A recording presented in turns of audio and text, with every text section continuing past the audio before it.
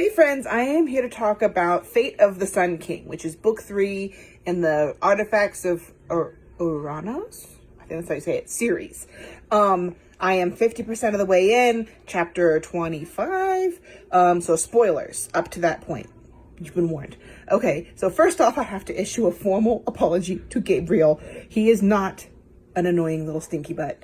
He is, in fact, an absolute tortured soul who has been living in his own personal hell for like 100 years, and he is officially excused for all of his buttish behavior. We will no longer call him Butt Boy. I feel so bad for calling him that after I experienced from his POV that he has just been miserable and enslaved and tortured for a really long time. So sorry, Gabriel. He's actually kind of becoming one of my favorites now. His chapters come up and I'm like, Gabriel chapter. So that's a turnaround. Next, Laura and Nadir have finally acknowledged that they're fated mates and accepted that and are on actual good terms with each other. But there was this amazing moment right before they got on good terms where she realized it and got super jealous of everything, and the chapter had me literally there was a kicking my feet. It was so hilarious, her being just viciously jealous the whole time, thinking that she'd pushed him away, and obviously she hadn't. He was just talking to people, but she thought he was flirting with people. It was hilarious, that whole chapter. And the Woodlands ball, I was just absolutely eating it up. Just the best chapter ever. So that was amazing.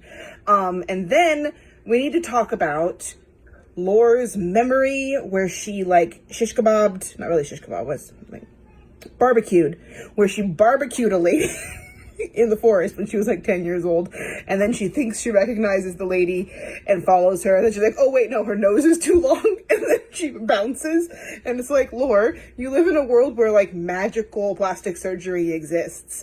Do you think maybe after you charred her, maybe they fixed her up and her nose could be a little bit longer now? It felt like a really thin thing. Oh, her nose was too long.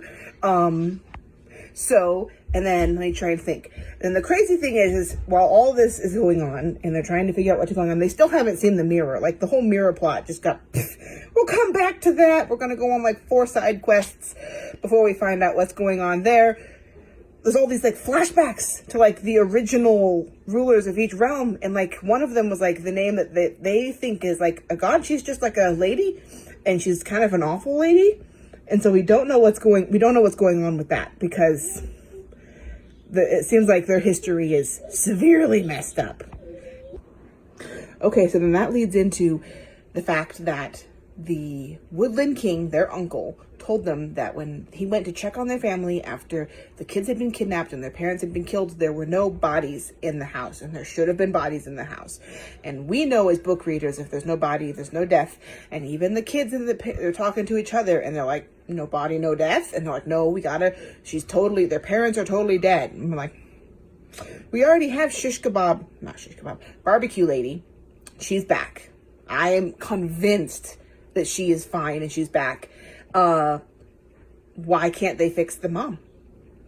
I see no reason why they can't fix the mom up and probably have her in prison somewhere. We know the sun mirrors I got a present for you. Is it her mom? Maybe is that why the crown isn't working for her? Maybe she's second in line for the, maybe her mom needs the crown. Maybe Lore needs to go give the crown to her mother. Maybe this whole thing is going to be history repeating herself, and she's got this fated mate thing, and she needs to have the patience to not try and steal the crown from her mother where her grandmother made this mistake. Maybe she has to take that crown, rescue her mother, and give the power away to break the cyclical family curse thing that's going on here. That's my theory. I think her mom's totally alive. I think Atlas has her. And I think that they're going to rescue her and she's going to be queen and not Lore. Lore eventually, but I think she's going to have the patience to just mate bond, marry Nadir, be happy for a few centuries, girl. Fix your magical block. She still has her magical block. I'm trying to think of the other thing is we don't know what's going on because the whole world having tornadoes and earthquakes and things, and they made this really weird reference to oh, there was some underworld god and he caused problem, and then we took care of that. Is he back? Are we about to go into cosmic underworld god popping up doing problems, because that would be a shift for the story. But with all these flashbacks going back to like the original rulers and they're having the same problems, it's making me think that this is this underworld dude popping back up again. So yeah, I think that their parents are alive.